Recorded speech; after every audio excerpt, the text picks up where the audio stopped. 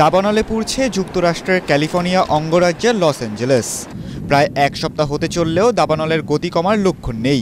শহরে ছড়িয়ে পড়া ভয়াবহ এ দাবানল নিয়ন্ত্রণে আনতে ছড়ানো হচ্ছে গোলাপি রঙের গুঁড়া। কর্তৃপক্ষ জানিয়েছে, আগুন নিয়ন্ত্রণে লস অ্যাঞ্জেলেসে হাজার হাজার গ্যালন গুঁড়া ছিটানো হয়েছে। বার্তা সংস্থা এপি জানায়, গোলাপি রঙের উপাদানটির নাম ফসচেক। পেরিমিটার নামের একটি কোম্পানি এটি বিক্রি করে। আগুন নিয়ন্ত্রণে ১৯৬৩ সাল থেকে যুক্তরাষ্ট্রে ফসচেকের ব্যবহার হয়ে আসছে।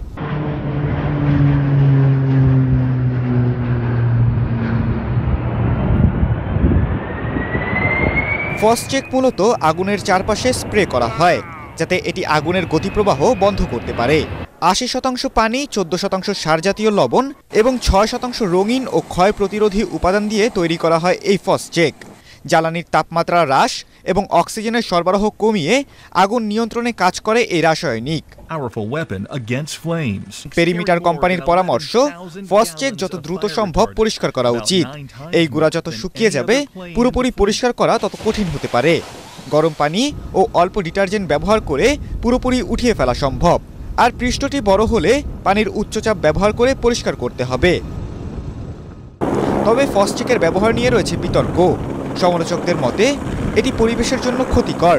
এতে থাকা রাসায়নিক উপাদান কার্যকর নয়। জলাশয়ের মাছ মেরে ফেলা সহ জীবের জন্য অত্যন্ত মারাত্মক এই রাসায়নিক।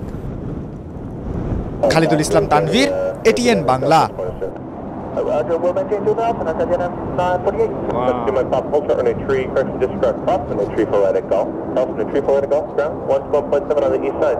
Wow.